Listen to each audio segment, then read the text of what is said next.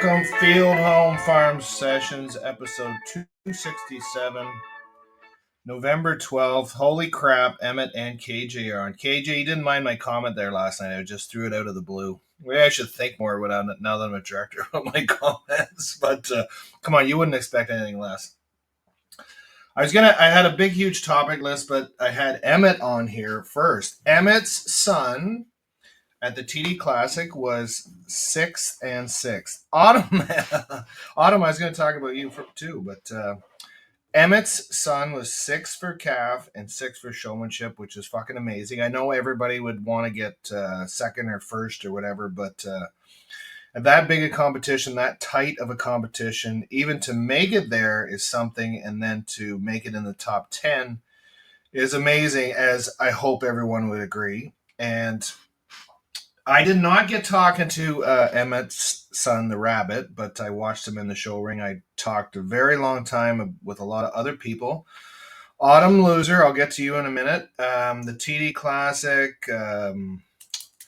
Remembrance Day, Tim Henshaw Award, working at the CFO booth, coming home for repairs, just connecting with people. I guess I'll start off with the shittiest news I had was that, who's Jerry? Oh, Jerry.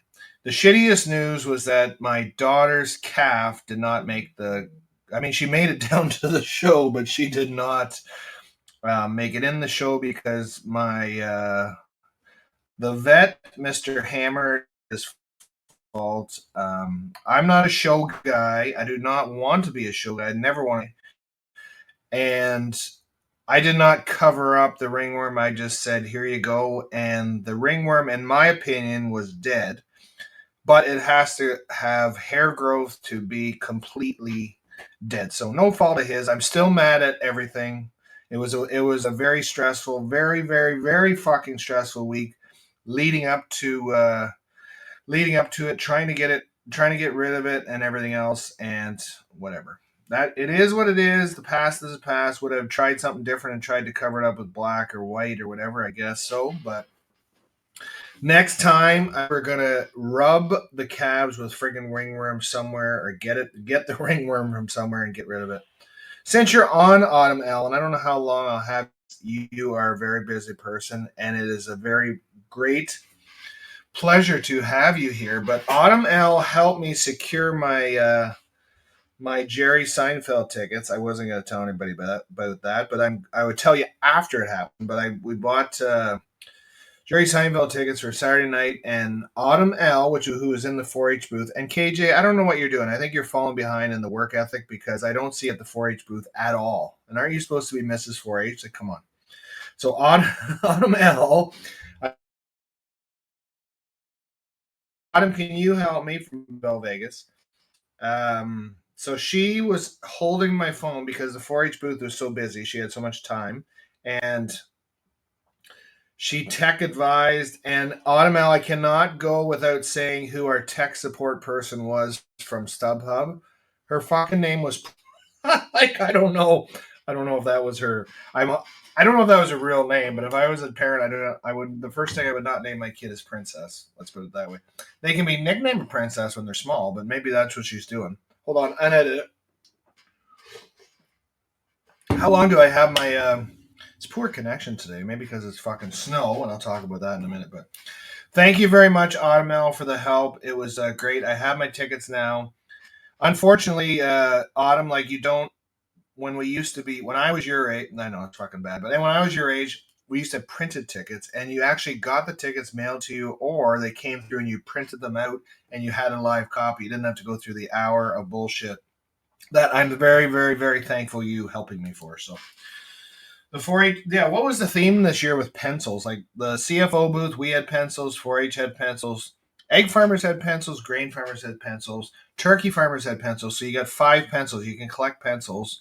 And I don't know who the hell writes with pencils anymore. And now, right now, I'm writing with a pen, but not a pencil. The only thing a pencil's good for is the eraser on the end. So, getting back to the TD Classic. So, yes, we planned the night before, looking at her. Not a vet, mind you. He says, oh, yeah, she'll go. No problem. She'll pass, whatever. The next morning, and I sent pictures to the vet. Maybe not like pictures that would expose her ringworm, but So that morning, the trucker picked her up, and I said, "What do you think? Like, what do you think's going to happen?" He said, "Oh, she'll be fine." "Oh yeah, there's worse. I've seen worse." Blah blah blah. So, um, I get ready because I was going down. My daughter left at 5 in the morning. I think I did a podcast, so I was getting ready. I go down. I start down, and I'm talking to Emmett, and I said, "Fuck, I got to stop because I might have to take my trailer down if they don't pass the heifer." And I had it in the back of my head that they might not. I was hoping they would. But I think if Swag, he would do. I think he pretty much did everything in his power to not put her take her home, but at the same time, he had to do it for ethics and whatnot, and just yeah, whatever. And so I'm waiting there talking to Emmett, and then I get a text from the hammer. He says he can't pass her, and another guy says can't pass her. So yeah, luckily there was another guy coming our way and did bring her home. So, but my daughter did, so it was a biggest shit show. I'm not gonna say. One mother tried to give me shit, and I just laid right into her, and I said don't even try. I had a week of friggin' hell and stress, and I said don't even try. I said just give your head a shake, and she walked away, and I said exactly. So that's what happened. So she did not go, but my daughter I think had a great time. She's in bed like most TD Classic people today. I'm pretty sure she didn't go to school. I never. Wasn't in there. I don't know if their other kids went to school or not because they were at the Royal too, anticipating that they were going to watch their sister show. But she was just her person. So hats off to the great team. Excuse me, hold on. I got to unedit it over here. Just a minute.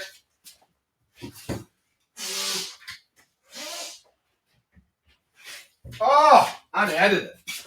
See, that's what you get with this live version, Autumn. So hats off to all the volunteers at the TD Classic. Without them, the show would not go, and the Mystery was part of that team. Mr. French was part of that team.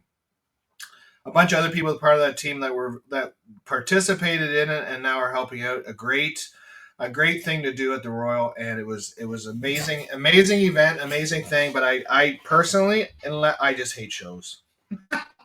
I just don't. I'm just not in the show thing. Now we got to get these calves home to Ontario, and I asked Miss Brown. I said, "You can I bring them down to the Royal, which is an hour away, and you could take them home?" She goes, "No, we don't have any room." Blah blah blah. And I said, "Holy fuck!" So now it's a 2 hour and 40 minute trip one way.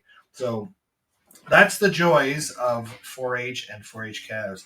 The Dr. Tim Henshaw Award was presented yesterday as well to I think Hugh Hunter from down east. I was talking to his mother, Tim Henshaw's, I guess you'd say widow, Jane. He always called her his bride. And Nubbins is his granddaughter, and his son were sitting right across in the chicken booth. I went and said hello, and she remembered me. I don't know if his son remembered me as much, but just said how much I missed him and said, we miss him too. I said, well, I guess you do.